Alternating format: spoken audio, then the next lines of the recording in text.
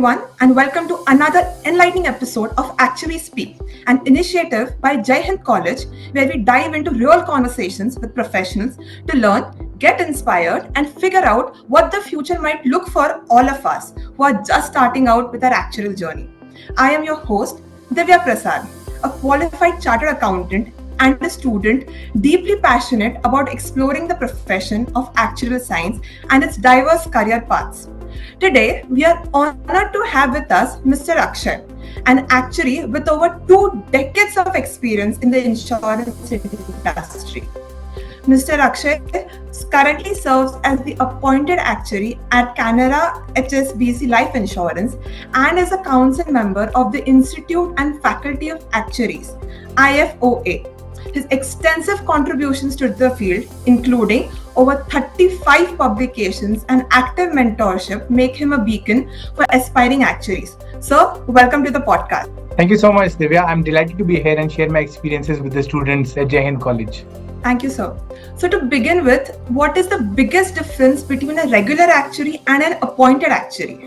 Okay, so see, actuary is a qualification. Like you said, chartered accountant, you're a chartered accountant by profession. So similarly, an actuary is a qualification which is achieved by clearing the exams set out by the Institute of Actuaries of India in the UK, or in India, or the IFoA in the UK, or any other institute around the world, as well as also fulfilling certain other criteria like attending some seminars, having certain basic level of work experience, etc.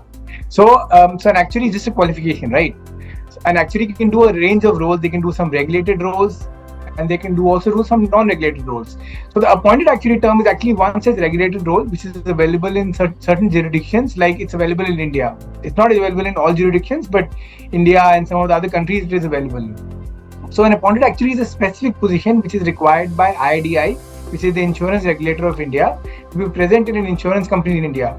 So an insurance company, as per regulations, cannot run without an appointed actuary if it's for more than 6 months. So that's actually what the rule says. The rules are governed under IRDAI Appointed Actuary Regulations 2022, and there are specific requirements which have to be fulfilled by an actuary before he or she can be appointed as an appointed actuary of an insurance company within India. In fact, the word appointed actually is a peculiar word. It comes from the fact that the appointment of the appointed actuary is confirmed by IRDAI. So, in fact, he or she, the appointed actuary of the company, is the only direct report of a CEO whose appointment has to be additionally confirmed by IRDAI besides the board of the company or the CEO of the company, and so on and so forth. So as an appointed actuary, there are certain rules and regulations which one has to fulfill, certain roles and responsibilities which one has to fulfill, and they also get some special rights within an insurance company. For instance, an appointed actuary is allowed or can ask to attend any of the meetings of the board of directors of the insurance company, even if he or she does not have any direct involvement in the agendas being presented at that meeting, but he or she has the right to ask for attending such meetings. Similarly, besides the rights, the role has some special responsibilities. For example, an appointed actuary is like the representative of IRDAI within the insurance company. It is the IRDAI who's basically entrusting the appointed actuary for ensuring that the policyholders' interests are taken care of in the insurance company, and the insurance company is following practices which are sound in nature, so that the financial health of the company remains well. So that in a gist is what an appointed actuary does, besides being just any other actuary. I hope that makes sense. Yes, sir, it did. So, sir, becoming an appointed actuary is every actuarial student's dream. So could you walk us through your journey from your first job to this top position? Sure. So I started my actual career in the UK. So I went there to do my master's in actuarial science from City University of London way back in 2002. And after finishing my master's, I started working for a company called HSBC Life in a town called Southampton in UK. This was in 2003. So I worked there for about 4 years, doing a range of roles. I was involved in product pricing. I was involved in reinsurance operations. I was involved in IFRS 4 balance sheet, financial forecasting, etc. And during that period from 2003 to 2007, when I was working in this company, I also qualified as an actuary in 2006. And then once I had qualified. I kind of moved back to London. I wanted to try consultancy experience because HSBC Life was a smaller company. So I thought if I move to a consultancy, I'll have access to a wider variety of roles and work experiences. Which is when I moved back to London in 2007 and joined Deloitte's actuarial practice in life insurance in London. There again, I was there for a period of 3 years. I did a variety of roles. I worked in M&As, I worked in audits, I worked in internal audits, I did some Solvency II work. So it was quite interesting because I was getting to travel. I was getting to work in different insurance companies. So it was quite a exciting time. And then in about 2009, in October 2009, I got a call from the CEO of my previous insurance company, a British Indian gentleman called Harpal Kalkut, who was actually also an actuary incidentally. He had been sent over to India in 2006 to set up this life insurance joint venture of HSBC. And he knew me from my days in HSBC because I was the only Indian in the actuarial team initially within HSBC Life. And when you're abroad, Indians kind of connect with Indians, and he was also a British Indian, although from UK. But being an Indian, being an actuary, being fellow Punjabis, he kind of connected. And so he was the first CEO. He was setting up this life insurance company in India, and he asked me to join because he said, there are not too many actuaries in India, and you are originally from India. Would you like to kind of move back to India? So then I thought to myself that let's give India a shot, and if I don't like it, I can always move back to the UK.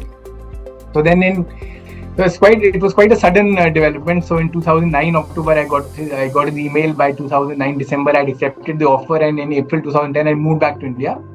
I joined as the head of pricing, and the company was quite young that time. It was just about 1.5 years old. So it was like joining a startup. So moving from a mature industry to a startup was quite a change, quite a challenge, shall I say? But the learning curve was really steep. So what I learned during my stint in India is quite phenomenal. I started working as a pricing actuary. Did that work for about a couple of years. Then I moved to head the corporate actuarial team. Did that work for about 3-4 years, and then in 2016 I finally became the appointed actuary of the company. So yeah, from 2003 to 2016, that's been my journey of becoming the appointed actuary, and I've now been the appointed actuary for close to 9 years. So that was incredibly inspiring. So sir, what is that one skill that you underestimated early in your career, but now you would consider essential? So I don't think I underestimated any particular skills. But obviously, as you gain experience, as you learn in life, you realize what are the additional skills you need to differentiate yourself from a regular actuary. For example, when you start, so you see, all actuaries are good at numbers. It's the default. They'll be good at problem solving. They'll be good at number crunching. They'll be good at logical thinking. They'll be good at attention to detail. That comes with the territory, right? What doesn't come with the territory, and what is something which eventually I realized over a period of time is also very much required, are the soft skills. For example, how are you presenting in a meeting? How are you conducting in a meeting? How are you explaining complicated actuarial concepts to a non-technical person within the company? How much you know about the wider business of the company? How much do you know about what other departments of the company do? How well you are at negotiations? How well you are at stakeholder management? So, all these other things are also very important, and I can go on and on about these other things. But the basic gist is that, all actuaries are good at numbers, but it is no longer that alone which will take you to greater heights. And actually needs to be now move ahead from being simply a number cruncher to move to a business enabler where you can use your actuarial skills for ensuring sustainable and profitable growth for the business. And that's how you will distinguish yourself from an excellent actuary. An excellent actuary will distinguish themselves from a regular actuary using these additional soft skills and these business skills. So you talked about number crunching. So this part can slowly be automated. So with the automation rising, will the path to appointed actuary change for the future generations? See, automation is something you can't escape. That is something which is very much needed. So I'll give you an example. When I started working in the company, was just, like I said, 1.5 years old. the number of policy holders were less, the number of amount of data was less, the requirements of the regulator was less, the amount of reporting we had to do to the regulator was not so much. The stakeholders also, the shareholders also wouldn't ask for so much analysis. Now, as the company has grown, and now I've been in the company for nearly 15 years, as the company has grown, the number of policyholders have increased manifold. So the data has increased significantly. The reporting requirements of IID has increased significantly. The analyses which are needed by both the internal and the external stakeholders have increased significantly. Now it's simply not possible to handle all of it with not allowing for automation. You have to automate so that you're able to deal with much larger quantity of data. You have to deal with things. You have to provide analysis much more faster, much more quicker. And you don't have endless resources, right? You only have finite budgets and finite resources. So you need to be able to use your resources efficiently. So actuaries cannot escape automation, and that is going to be it's going to be something which you have to imbibe and you can't shun away. And like, for example, I often get asked this question that will automation replace the job of an actuary? And my answer always is that while automation may not replace the job of an actuary, but an actuary who knows how to use automation well and more effectively to be able to do the job better will certainly replace you in your job. So it is very much important that you add automation and the skills to automate into your repertoire of skills as you grow in your career path. And so, final question would be, if you could go back in time, what is that one piece of advice you'd give to your student self? My student? You mean my student self as an actuarial student self? Okay. Yes. Okay. So honestly, I'm quite happy with the way my career has panned out. So to that extent, I'm not really sure what additional advice I could give to myself, which would have had a positive impact on my career as such. But few things which I can think of is which generally would make life easier is one, try not to be a perfectionist. Don't try and do things to the last T. For example, when I started working, because I had done my master's in actuarial science, so I had certain amount of knowledge of actuarial science, and I would constantly try and figure out that why is my textbook saying X and the work guy is saying Y. Always trying to match the two, and I was wondering why that's not working. Because there are multiple ways of doing things. The textbook will tell you one way and the practice will tell you multiple ways. Similarly, I remember when I started learning to code in the actual software, I would want to learn the entire code in one go. It's simply not going to happen, right? Just because I thought I should know everything. Yeah. So, those things you can take in your stride and go a little easy on them, because unnecessarily you want to stress yourself out. So that is one thing I would say, I definitely teach my student self as I started my career. The other thing which I would teach not just my student self, but generally anybody who's working in a corporate world, and more so as an actuarial person, is that when you're working, you have to realize that your job is a job and it's not the end of your life. And the people who you work with are your co-workers, and they're not your family or friends, right? So things will happen at work which you may not like, reactions will happen at work which you may not like, and it is important for you not to get emotionally affected by them and try and take them in your stride.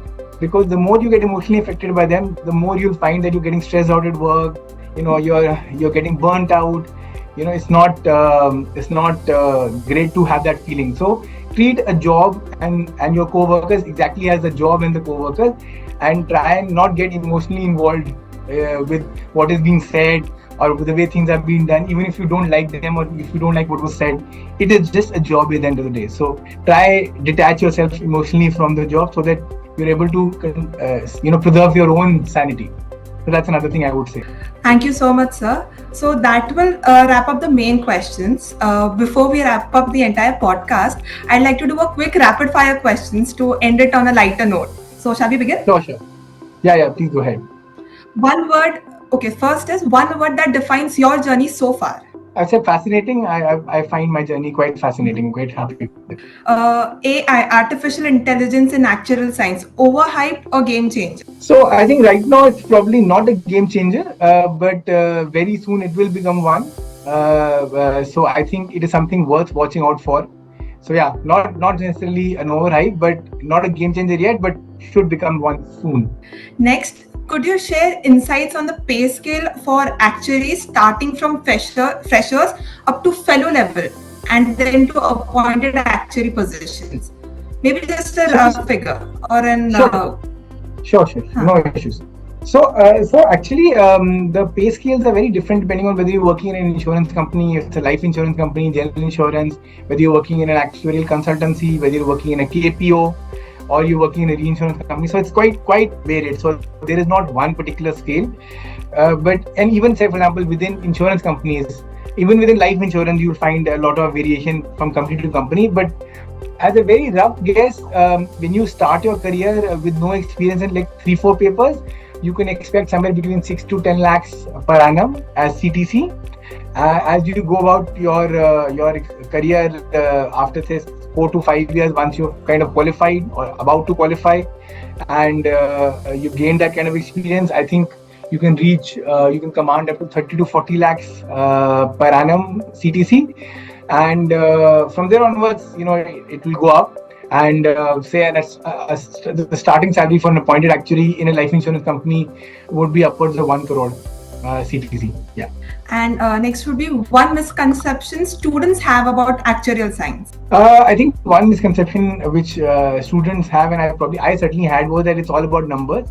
And like I explained, it is no longer just about numbers.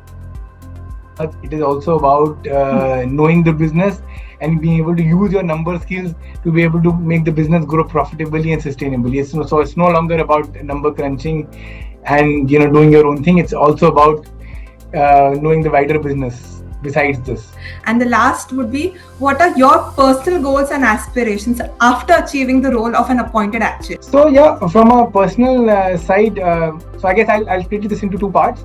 From a personal side, which is kind of related to my profession, my goal has been for the last few years to spread awareness about the profession. I think the profession is still quite unknown. It's still quite a niche profession. It is still not a career choice for most people. Our stories are still not told. We don't have a lot of actuarial role models out there. So I think that is something which is still missing. And for me personally, that is something which I'm trying to do through my initiatives like podcasts and social media and publications and so on, webinars and seminars and so on and so forth. So I'm trying to do that. So that is something which I'm quite passionate about. I'm also quite passionate about spreading awareness about insurance. So generally, I feel that especially in a country like India, insurance is still a taboo subject. People don't talk about it. People don't realize the value of it. It's still a push product.